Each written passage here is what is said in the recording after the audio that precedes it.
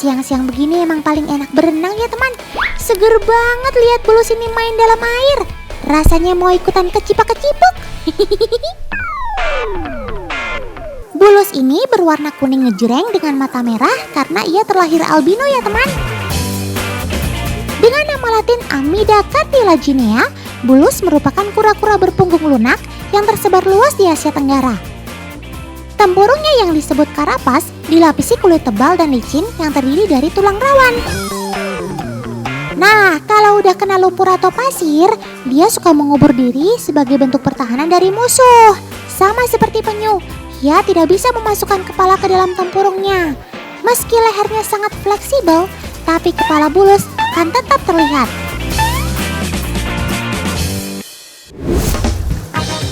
Teman, Bulus merupakan hewan karnivora. Tentunya ia sangat suka daging. Bahkan, dia menjadi predator bagi ikan-ikan dan cacing. Nah, kali ini Kak Resi mau coba kasih makan Bulusnya nih. Eits, tapi tidak semudah itu teman. Otan juga mau tahu nih soal lehernya yang panjang. Di dalam kolam kecil ini, Kak Resi sudah menyiapkan kaca sebagai media penghalang Bulus untuk mengambil makanannya. Kaca hanya diberi celah setinggi 4 cm agar kepala Bulus tetap bisa masuk.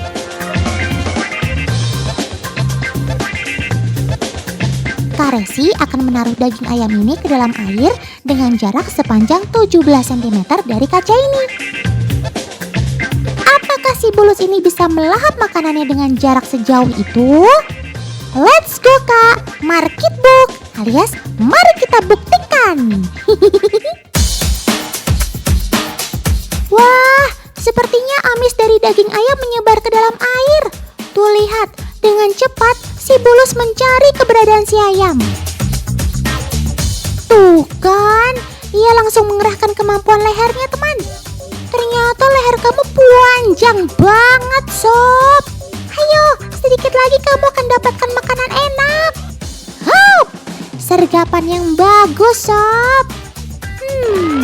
Berarti jarak 17 cm merupakan batas maksimal leher kamu ya sob. Semakin besar badan kamu, pasti semakin panjang juga lehernya. Uji coba mengukur panjang leher sobat kita ini, Otan nyatakan sukses.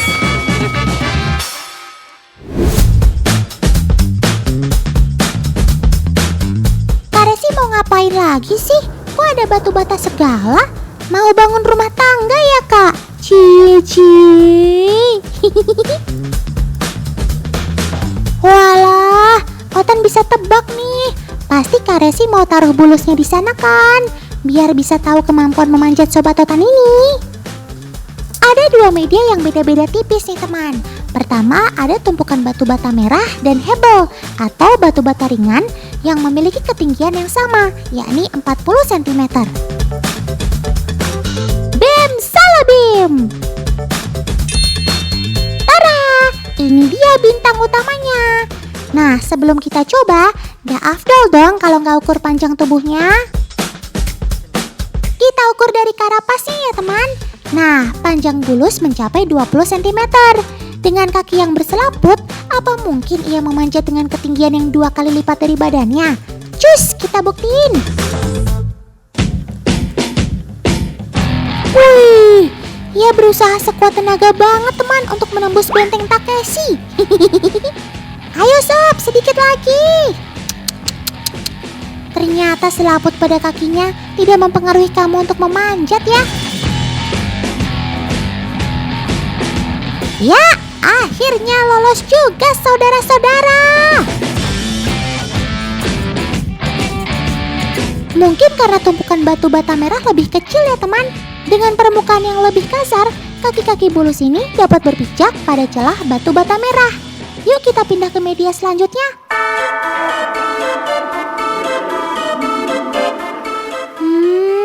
Ayo sob, kok kamu ogah-ogahan gitu sih? Otan bantuin nih sob, bantuin doa maksudnya. Wah, si Bulus gak mau manjat hebel ini teman. Celahnya sangat rapat, jadi sulit bagi Bulus menemukan pijakannya. Ditambah permukaan hebel yang lebih halus. Oke, gak usah dipaksain sob. Dari kedua percobaan ini, Bulus hanya dapat memanjat pada permukaan yang kasar. Tapi, ia dapat memanjat secara vertikal dengan ketinggian 2 kali lipat dari badannya. Keren!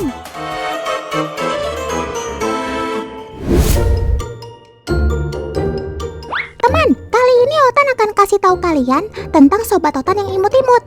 Tetapi ternyata jago memanjat loh. Bahkan di antara mereka adalah hewan akuatik, alias hidupnya di air. Wah. Hayo, kalian tahu nggak siapa saja mereka? Oke, tak perlu berlama-lama, langsung saja kita mulai. Yang pertama, dia adalah si ikan uceng. Ikan uceng mengandalkan gerak ekornya agar dapat memanjat ke permukaan. Mulut ikan uceng juga punya daya hisap yang oke loh, sehingga ia bisa bertahan pada permukaan vertikal. Kahana aja ikut terpukau tuh sama aksi kamu, sob. Bukan hanya nempel di tembok saja, teman. Memanjat di jaring juga jago loh. Kahana udah siap bantu Otan nih untuk mengukur jarak panjat dan seberapa lama ia bertahan di permukaan. Ya, pas banget nih teman. Si ikan uceng langsung memanjat ke atas. Pinter banget kamu, sob.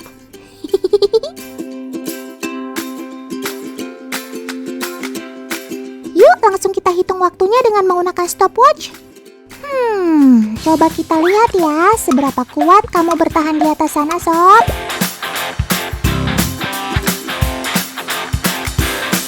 Wow, ia mampu bertahan sampai 5 menit lebih.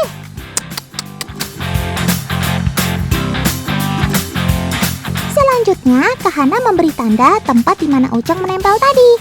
Setelah itu, langsung deh ukur ketinggiannya. Dan jeng.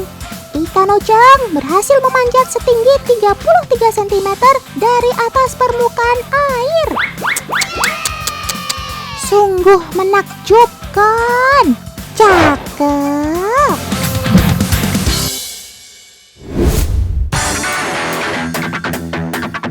Sobat Otan imut berikutnya adalah si tikus. Tuh lihat, ada yang mulai memanjat. Pelan-pelan sob. Butuh bantuan gak nih? Otan sih siap bantu doa aja. Ayo semangat, sedikit lagi sampai. Yeay, berhasil. Hore. Oh iya teman, saat memanjat seperti ini, ekor tikus sebagai penyeimbang bekerja melawan gravitasi, sehingga memudahkan tikus dalam memanjat. Pantesan aja banyak teman-teman kamu bisa masuk atap. Rupanya caranya seperti ini ya. Oh iya teman, ekor tikus juga akan bekerja saat dia turun. Lilitan ekornya berfungsi untuk memperlambat lajunya. Wih, udah kayak rem cakram aja. Keren kamu, sob.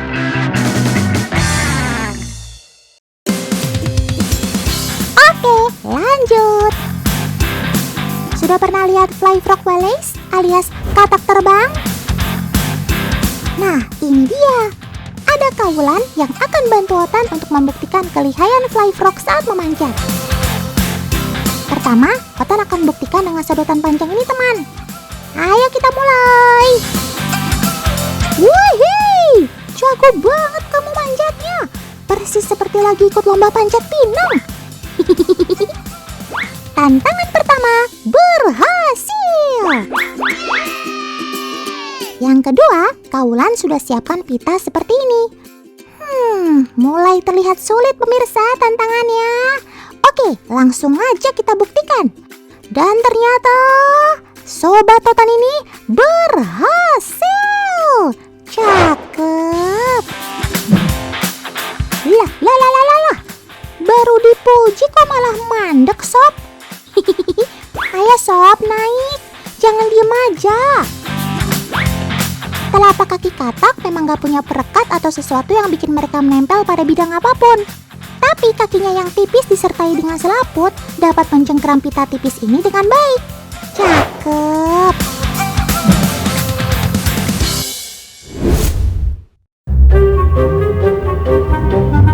Oh iya, kita kenalan lebih jauh ya teman dengan si kura-kura cherry head ini. Yap, sesuai namanya. Kalian bisa lihat kan, kalau di kepalanya dan wajahnya ada motif kemerahan seperti warna buah cherry.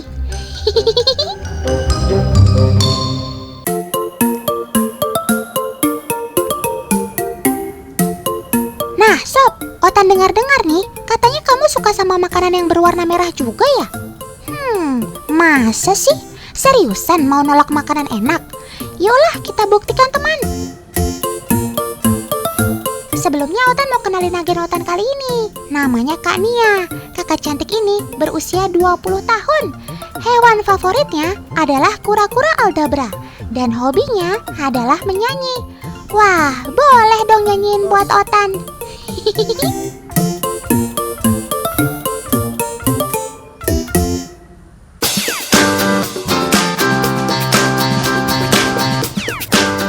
Oke, kita fokus ke percobaan ya. Kali ini Kak Nia akan menyiapkan beragam makanan untuk si cherry head.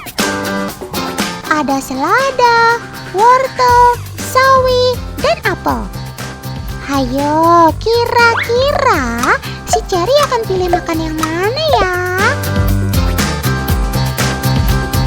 Cherry, ayo sini, jangan malu-malu.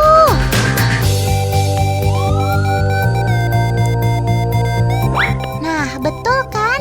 Gak pakai pikir panjang, Sobat Otan ini lebih tertarik untuk makan wortel, teman.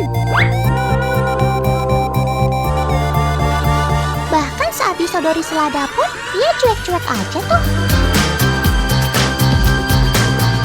Wah, rupanya kamu ingin matamu selalu sehat ya, Sob? Sukanya makan wortel.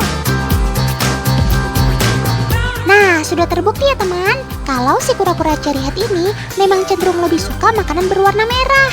Tapi tenang, ia juga doyan sayuran juga kok.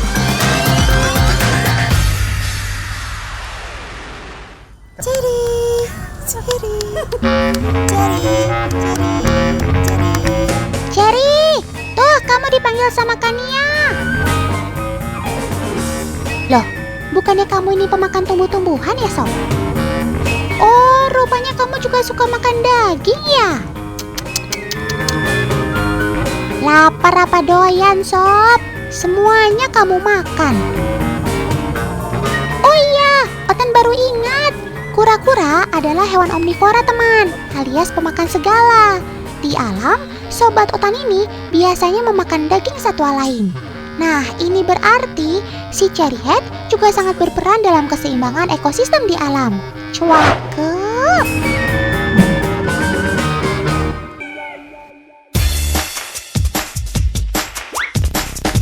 Di pegunungan, hewan ini mudah dijumpai di atas pohon yang dekat dengan aliran air. Mereka sangat suka tempat yang lembab dan juga terang. Terkadang mereka jatuh ke air saat berjalan di antara ranting pohon. Atau mereka juga sering berenang untuk menyeberangi sungai. Cara mereka berenang tidak berbeda dengan reptil lain, teman. Sobat Otan ini andalkan kekuatan ekornya untuk berenang. Selain itu, ekor juga berfungsi sebagai pengatur arah saat ia berada di air. Tapi Sobat Otan ini tidak bisa berlama-lama di dalam air, teman. Mereka bisa saja mati karena kedinginan. Syukurlah kamu bisa mencapai daratan dengan selamat. Good job.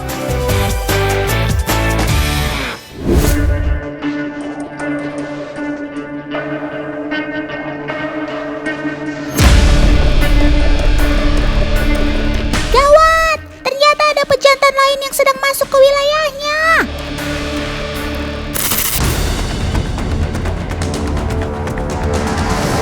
Tuh, baru aja Otan ngomong. Mereka sudah saling serang. Forest dragon jantan adalah hewan yang teritorial, teman. Ia sangat tidak suka jika ada pejantan lain yang masuk ke wilayahnya. Mereka menyerang dengan cara menggigit musuhnya. Sama halnya dengan tokek. gigitan Forest Dragon juga terkenal susah untuk dilepas. Syukurlah, si pendatang baru akhirnya melarikan diri, teman. Lapor, keadaan sudah aman terkendali. Laporan selesai.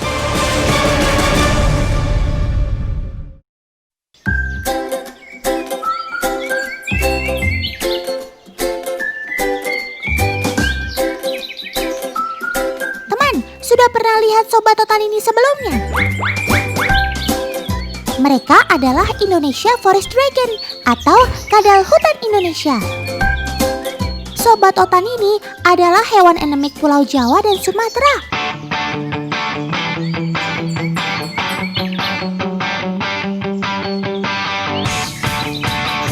Beginilah kalau ia sedang berjemur, santai kayak di pantai. Itu apa ya? Tidak! Sepertinya ada yang tidak suka dengan kehadiranmu, Sob. Benar saja, teman. Ular pohon ini merasa terganggu dan mau menyerang Sobat Otan.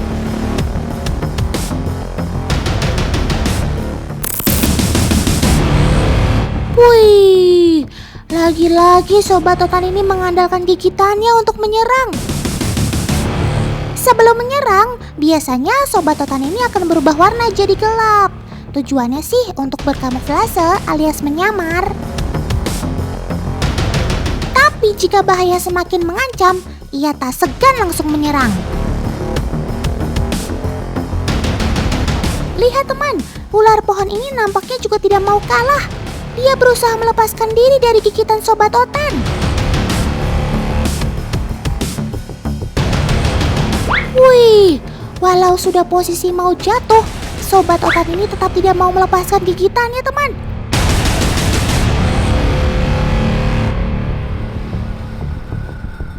Sudah, lepaskan, Sob. Si ular juga nampak sudah menyerah.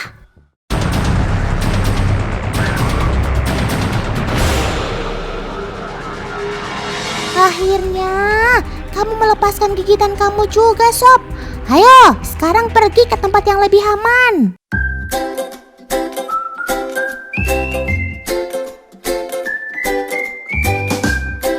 Yang jadi keunikan dari Sobat Otan ini adalah warna kulitnya yang beragam. Pejantan punya titik warna merah, kuning hingga kecoklatan. Sedangkan betina cenderung satu warna saja, seperti warna coklat ini. Mereka lebih senang ada di atas pohon daripada di tanah, teman. Istilahnya sih semi-arboreal. Indonesia Forest Dragon banyak ditemui di dataran tinggi hutan hujan tropis. Saat pagi hari, ada ritual yang biasa mereka lakukan, teman, yaitu berjemur.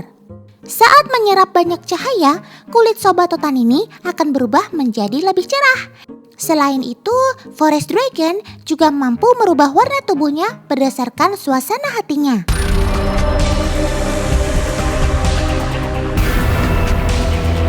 Karena Indonesia Forest Dragon ini semi-arboreal, sesekali ia akan turun ke tanah untuk mencari makan.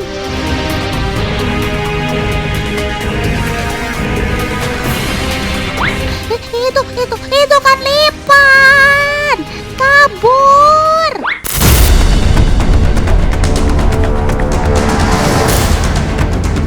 Sepertinya kamu harus urungkan niat cari makan di bawah, Sob.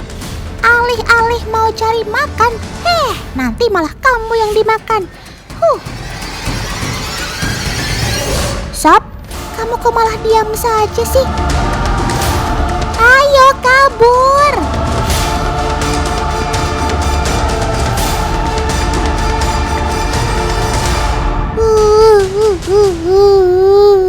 Akhirnya mereka saling serang, teman.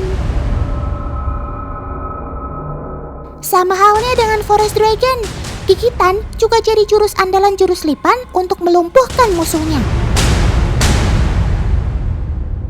Saat keduanya menyerang, mereka akan saling gigit. Tetapi gigitan keduanya tidak terlalu lama, seperti sobat Otan ini menggigit ular, teman. Kekuatan mereka tampaknya seimbang, sehingga setelah menggigit, mereka lebih memilih untuk melepaskan. Syukurlah tidak ada yang terluka di antara kalian. Damai gini kan enak, sob.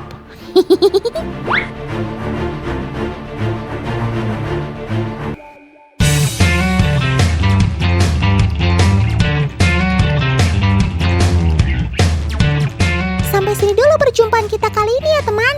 Tetap saksikan Si Otan setiap Senin sampai Jumat pukul 1 siang hanya di Trans 7. Sampai jumpa.